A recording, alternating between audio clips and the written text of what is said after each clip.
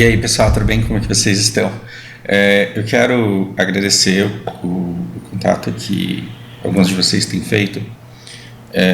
E eu quero dizer que eu me sinto abraçado com essa preocupação que vocês têm, do tipo, faz mais vídeos, você tá bem, como que você tá? E isso faz eu me sentir relevante, presente na vida de vocês e me deixa muito feliz. Hoje, mais do que isso, eu tive. Olha o quanto aquece o coração isso, né? Se você não tiver a fim de falar de jogo, fala sobre outra coisa, mas faz algum vídeo qualquer. Isso faz eu me sentir mais valorizado ainda e que legal. E sim, eu não sei porque eu não tô com vontade, embora eu tenha coisas para dizer do New World, do joguinho, embora eu tenha coisas para dizer e eu queira falar sobre o PVP do jogo para vocês, eu não tô afim de fazer conteúdo do jogo agora.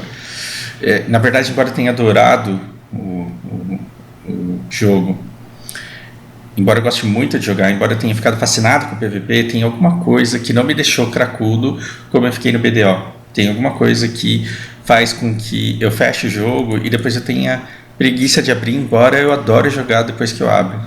Então, o Black Desert praticamente eu não perdia aulas sem que eu estivesse fazendo alguma coisa. E o New World, como ele é muito mais ativo, como ele é muito mais dinâmico, como ele requer muito mais atenção e presença, eu fico com preguiça muitas vezes, e eu vou deixando para depois, e aí acaba a minha aula, eu quero sair da frente do computador, então tem alguma coisa que não está me deixando me envolver.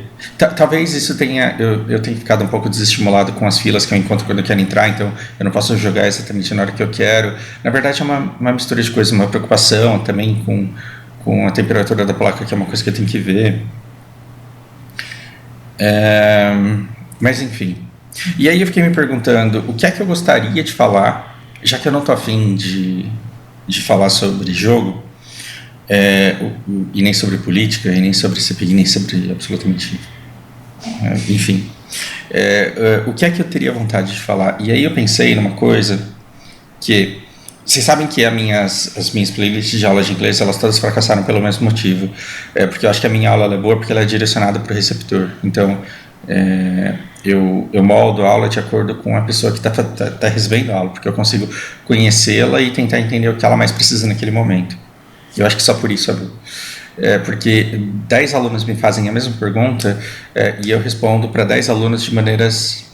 Eu respondo para esses alunos de 10 maneiras diferentes, cada explicação formatada para ele, porque eu o conheço. Então é muito difícil para mim fazer uma aula para toda a internet, porque eu não acho que eu tenha como fazer uma aula que sirva para todo mundo e que vai ser útil para todo mundo. E aí, enfim, fracasso muito nesse ponto. Mas eu continuo tendo alunos novos e de forma recorrente eu tenho que repetir as mesmas coisas para eles. E isso leva tempo, e às vezes eu perco um tempo que é precioso porque eu gostaria de estar ensinando outras coisas. E aí eu pensei, e às vezes dá preguiça de falar mesmo e de explicar determinadas coisas. E aí eu falei, nossa, seria muito legal se eu tivesse um vídeo para que eu pudesse pedir para o aluno assistir, para eu não ter que falar isso para ele durante a aula, para que a gente pudesse usar a aula para interação e para outras coisas. Então esse vai ser um desses vídeos. E aí eu vou ter que colocar aqui que ele começa aos 4 minutos, né? Sei lá. A gente vai falar sobre tradução, sobre esse mito. Se for para estudar inglês, você não pode traduzir. E eu acho isso um absurdo e eu quero morrer com isso. E eu entendo o que a pessoa que disse isso quis dizer, e eu vejo o quanto a pessoa que escutou entendeu errado e está aplicando isso errado na vida dela. O que a pessoa que disse isso muito provavelmente quis dizer? Que você não pode traduzir ao pé da letra, você não pode chamar sobremesa de overtable, que senão vai dar ruim. E também que você não pode ficar fazendo, tentando pensar em português primeiro e depois traduzir palavra por palavra, porque vai dar errado. Você vai ter que aprender direto em inglês como que funciona aquilo. Só que quem entendeu isso, entendeu de que jeito? Ele entendeu que sites maravilhosos como esse, nem tão maravilhosos assim, porque já bati o olho em uns 2 erros aqui, mas esse site é ótimo, ele é maravilhoso. A pessoa que escutou inglês não deve ser traduzido, ela deve ter pensado na cabeça dela que esse site aqui é errado, que ele é um desserviço para o aprendizado do idioma, o que é uma grande mentira, porque esse site aqui ele é maravilhoso para que qualquer aprenda, para que qualquer pessoa aprenda, não com a música que eu escolhi de forma aleatória aqui, mas com a música que é marcante na história da vida dessa pessoa. Para que ela finalmente entenda alguma coisa que ela cantou, escutou a vida inteira, para que ela se aproprie das frases que ela já se acostumou até a cantar sem saber o que significava. Então, quando você chega para um aluno e fala, olha, você não pode traduzir, você coloca no subconsciente dele que um site como esse daqui é ruim. E isso sim é um desserviço. Colocar essa crença na cabeça de uma pessoa é um desserviço para o aprendizado. Então vamos tentar deixar claro o que foi que a pessoa que disse, olha, você não pode traduzir do inglês, quis dizer, e onde que a gente deve tentar parar. Gente, é impossível você não traduzir alguma coisa. A comunicação, ela passa por um processo de codificação. Então primeiro vem uma ideia que você não consegue, que você sente. Você não tem como mandar por telepatia sem que ela seja codificada, sem que ela seja colocada em um código. Então você sente aquele vazio existencial, né? Você sente aquele vazio dentro de você e aquela fraqueza e aquela irritabilidade. E aí o que você fala? Você quer contar para alguém que você está com esse sentimento. Então você codifica isso. Como que você codifica? Com o sujeito, eu, um verbo, estou, e um advérbio disfarçado de uma companhia aí que será com fome.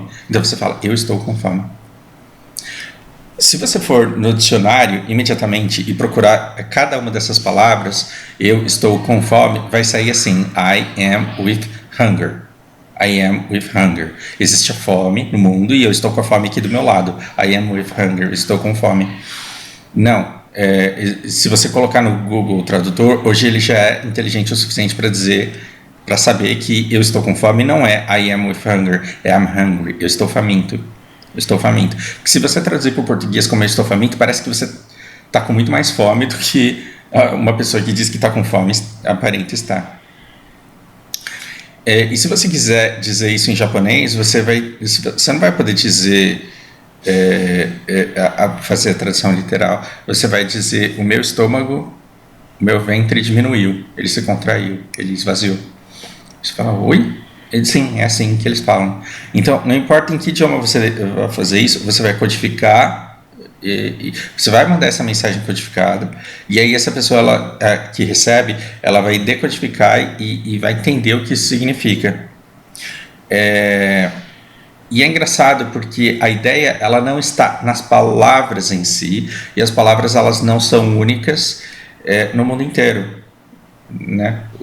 Prova disso é que em um país você fala estou com fome, no outro você fala estou faminto, no outro você fala minha barriga murchou. Todas para significar exatamente a mesma coisa. E é por isso que eu quero colocar para vocês aqui, eu acho que quem trabalha com tradução e versão deve querer morrer com a maneira como eu vou colocar isso daqui, mas eu vou colocar assim, da minha cabeça, isso como tradução livre, literal e a técnica. Essa técnica, essa palavra aqui está horrível, mas é que eu não encontrei uma maneira melhor de explicar isso. Tudo bem? E por que a tradução livre ela é importante? Porque muitas vezes ela mantém a essência, o significado de alguma coisa que de forma técnica não passaria a mesma mensagem.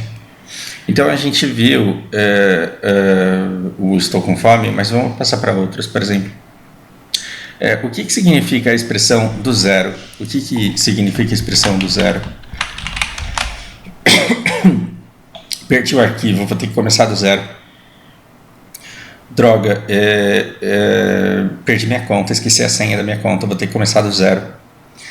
Esse começar do zero significa, geralmente, é diferente de começar do início.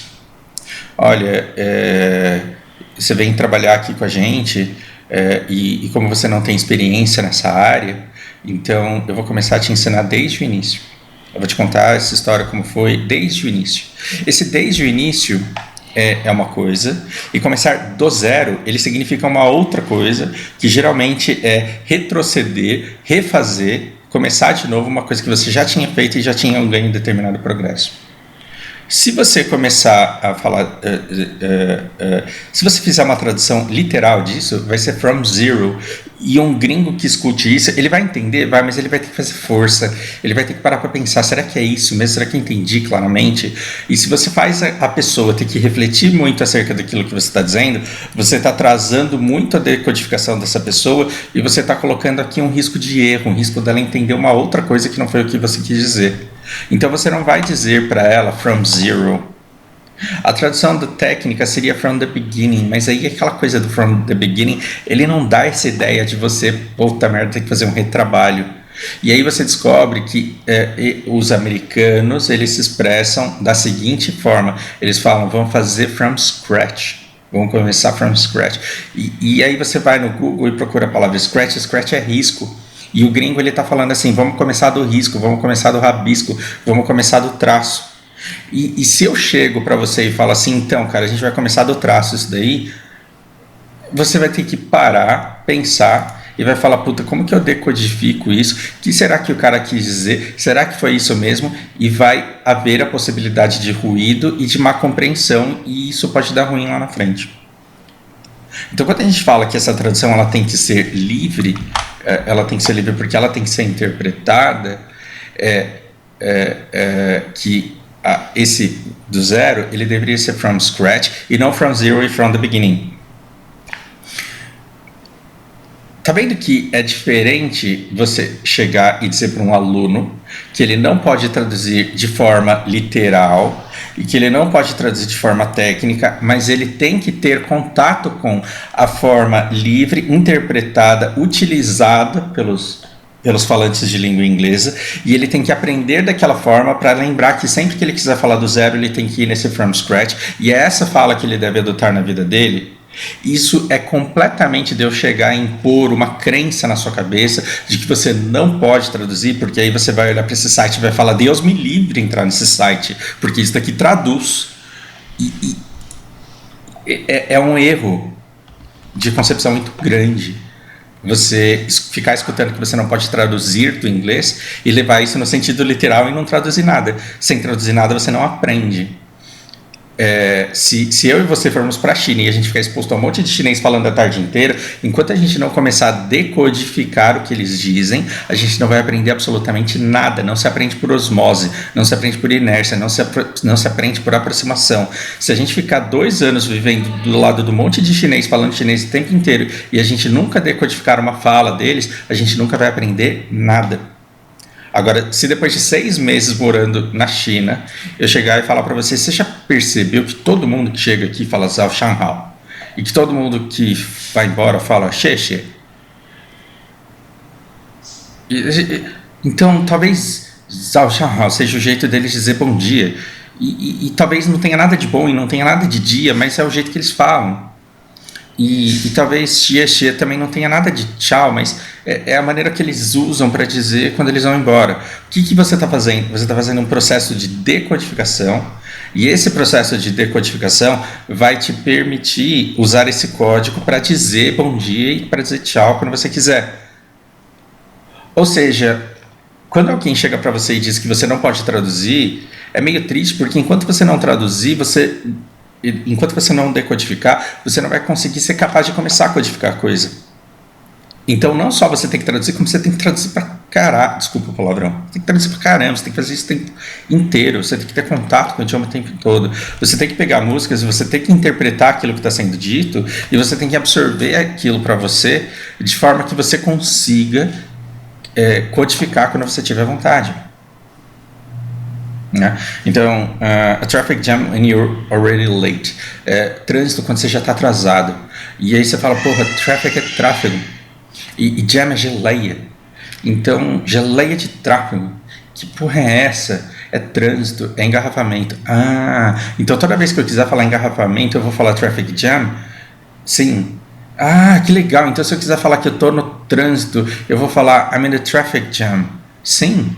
Olha, que legal, cara. Sim, e você fez isso como? Traduzindo, traduza, não tem nada de errado. Só que a sua tradução, ela tem que ser livre, interpretada, aplicada. Então vamos lá. Você já parou para pensar numa coisa mais descabida do que a nossa expressão de ponta cabeça?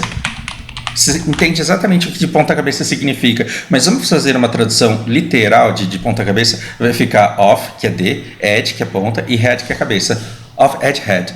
Chega e fala isso para um gringo, e fala que o crachá dele tá off, edge, head. Ele vai entender. O que? Só a ponta da minha cabeça aparecendo na foto do meu crachá? Oi? Não entendi. E aí vem uma tradução, eu vou dizer, técnica, e fala assim, é porque está inverted, porque se está de ponta cabeça é porque está invertido. Se você colocar na sua cabeça técnica, a partindo de conceitos, que porque funcionou invertido em uma situação, sempre vai funcionar, então de ponta cabeça é invertido, você falha, porque invertido pode ser da esquerda para a direita, pode ser da direita para a esquerda, pode ser de uma diagonal para outra, pode ser um sinal de conta, que é mais, na verdade, agora está menos. Então, invertido significa muito mais do que de ponta cabeça, e você pode ser induzido a erro de conceitos mesmo. Então, dá para melhorar esse conceito aí. E aí você descobre, e aí você me pergunta, então, Fausto, quando um gringo quer falar de ponta cabeça, como é que ele fala? Eu procurei no dicionário que apareceu inverted. Posso usar? Pode, mas é melhor que você use upside down. Upside é o lado de cima, down é para baixo. Então eles falam lado de cima para baixo. Se eu chegar para você no Brasil e falar assim, aquela poste está lado de cima para baixo, você vai entender? Claro que você vai entender. Você vai entender, mas você vai ter que pensar e vai ter ruído. Então um gringo que queira se comunicar muito bem com você faz bem caso ele se disponha a aprender o que significa a expressão de ponta cabeça, porque ele vai ser muito mais claro, muito mais objetivo, muito mais direto, e quando ele falar o post está de ponta cabeça, você não vai ter que fazer força para entender o que ele quer dizer. Entende? O que é sobremesa?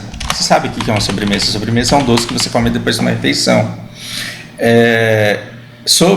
Procura no Google, é over, e mesa é table. Então matei, né? Porque aí sobremesa é over table. Não. A sobremesa é um doce, então fala doce. Não.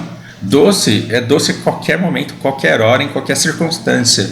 Sobremesa é um doce depois de uma refeição que você come ele para arrematar e sair feliz, sorridente e satisfeito. E existe uma palavra para isso. Não é desert, de deserto, do Black Desert. É dessert. E é essa palavra que você vai usar. Né? E como último exemplo aqui, eu coloquei dar com os burros na água. O que é dar com os burros na água? Você sabe o que é dar com os burros na água? Sua avó dizia isso, sua tia dizia isso, seu vizinho idoso dizia isso. Ele deu com os burros na água lá no que ele foi fazer. Dar com os burros na água seria give with the donkey in the water. Fala isso para um gringo. Cara, ele vai ter que fazer um esforço descomunal para conseguir decodificar isso e entender dentro do contexto que você passou para ele o que você quis dizer. Ele vai entender? Vai. Ele vai achar graça muita. Existe a possibilidade dele entender coisas completamente diferentes daquilo que você quis dizer? Existe muita. Então, o que você faz?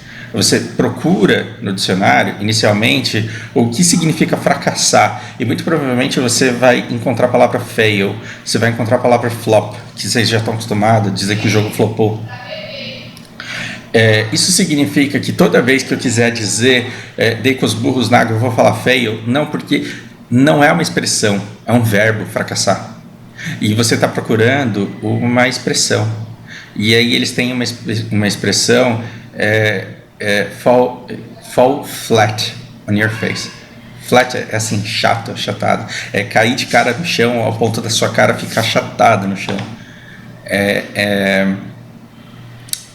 A gente sai de uma expressão que é dar com os burros na água e você cai numa expressão que é dar com a cara no chão, dar com a cara bem dada no chão para que ela fique amassada. E esse fall flat on one's face, ele passa essa tradução interpretada. Tá vendo que existe uma grande diferença entre eu dizer que você não pode traduzir de forma literal e que você deveria evitar uma tradução muito abrangente que não diga exatamente aquilo que você quer e que você deve buscar aquilo que as expressões que são usadas pelos falantes dessa determinada língua em determinadas circunstâncias. Existe uma grande diferença entre isso e dizer que esse site aqui está errado. E Muito pelo contrário. Se você é apaixonado por essa música, então você tem que vir aqui e você tem que se apropriar de todas essas estruturas. E como que você se apropria de todas essas estruturas? Você lê e traduz, e interpreta. Então, assim, esse N é esse e old man é um homem velho. A gente só fala velho, a gente não fala um homem velho, né? Turned virou. Então, ele virou 98. E qual que é a lição aqui? A lição é que americano não make 98 years, não do 90 make years. E aí você vai falar, os caras quando eles falam que a pessoa fez 18 anos, elas não falam assim made 18 ou did 18, é turned 18. E aí você aprende uma expressão e aí sim, a partir de então, você faz a sua tradução de um ponto para o outro, da maneira como essa coisa é usada. Tudo bem? Então, pelo amor de Deus, nunca mais me cheguem numa aula minha dizendo assim, olha, eu não estudei porque tem até uma música que eu gosto, mas é que eu não quis traduzir. Eu vou ficar muito decepcionado se eu escutar uma coisa dessa vinda de você. Não arrume desculpa. Eu não estou pedindo para você escutar essa música aqui que eu gosto. Eu estou pedindo para você escutar a música que você mais gosta e usar ela de trampolim para que você aprenda essas estruturas que são necessárias para, uma vez que você vê uma coisa convertida em outra, para que você aprenda a fazer as suas conversões. Porque se você vê que um homem fez 98 anos, agora você consegue dizer que last year I turned. Quantos anos você fez no ano passado? Ok? Reflitam sobre isso, espero que seja muito útil. E eu reapareço no canal quando eu tiver mais vontade de falar mais coisas. Obrigado pelo carinho, grande abraço, até a próxima.